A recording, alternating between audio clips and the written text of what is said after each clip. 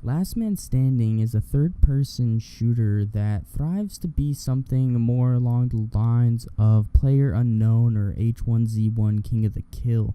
Now, these games aren't really unique, as I'm pretty sure the first versions of these type of games or game modes was originally an Arma 3 mod called Battle Royale, where you were parachuted down into an area and you were slowly moved closer to each other until there was one surviving.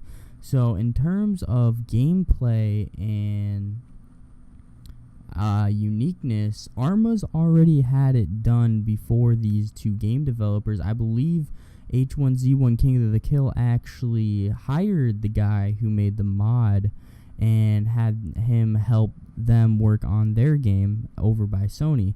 And now, after a while, Player Unknown's Battlegrounds has now hired that guy to work on their game, and I believe Player Unknown Battlegrounds' game will be the more better one, as it has more in-depth combat, more in-depth shooting mechanics, and it's been developed way farther than H1Z1 has within its time span. I believe the development period has been like 9 months.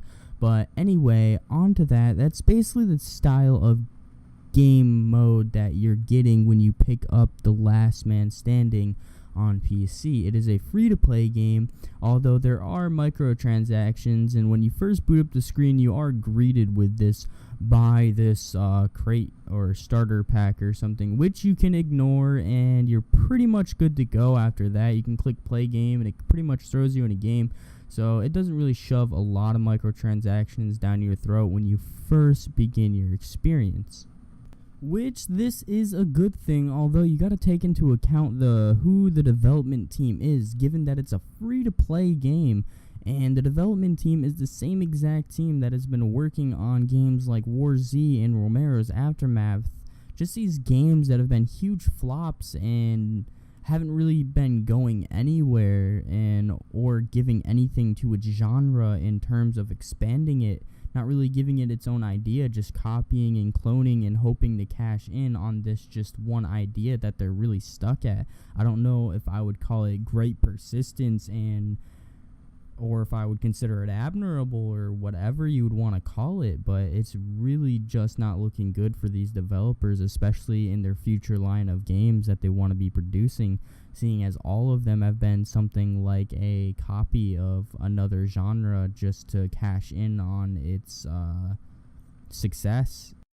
And even though all those bad things do exist within this game, I do feel as if this game can actually be a little addicting, as Player Unknown Battlegrounds and H1Z1 King of the Kill is. It's not a bad game. In fact, it actually, to me, runs better than any of the two games that it's trying to compete with. And the game mechanics just seem so much more smoother. I mean, I know there's a lot of technical glitches and bugs and crashes that you'll experience with this game, given that it's the state that the game is in and the state that the game may always be in, and you may always have to deal with these things.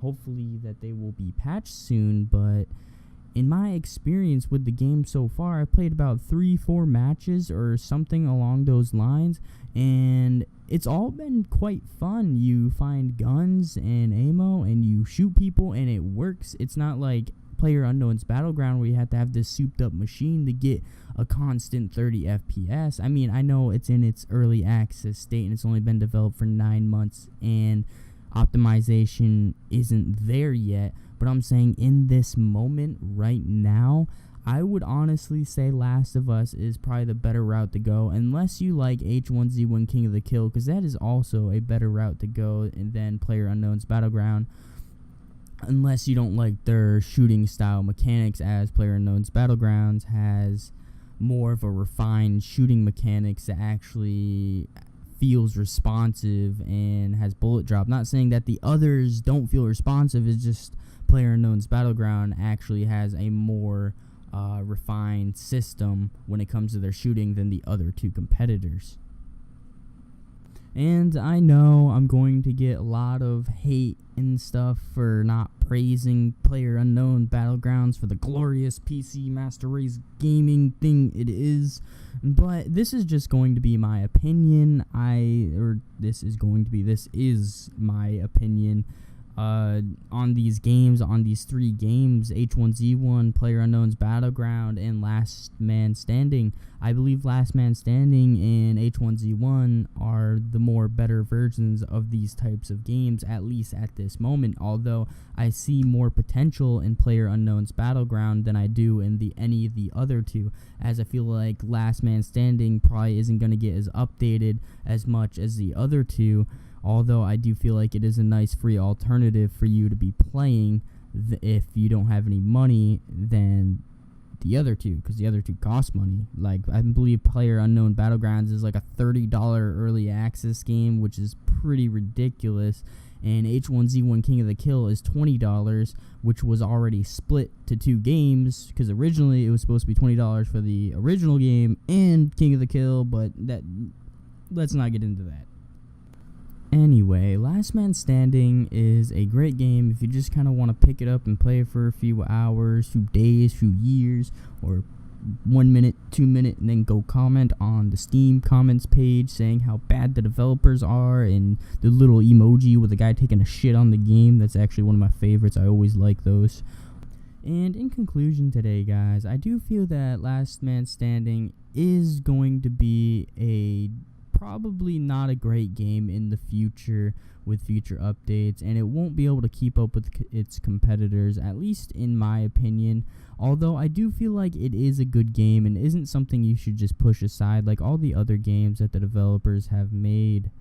I do feel like this one is a little bit different in terms of gameplay and mechanics compared to their others, be it not by much, although I do see a bit of a difference. And it is really worth checking out, especially for the price of $3.99, man. You can't really go wrong with it. And it's really a great introduction to the genre if you're just looking to familiarize yourself with that type of gameplay and game style. And with all that being said, I hope you guys enjoyed this video as much as I did in making it. I'll be leaving the rest of the clip of this video up so you can see how the gameplay kind of is in this game. And I'll see you guys tomorrow.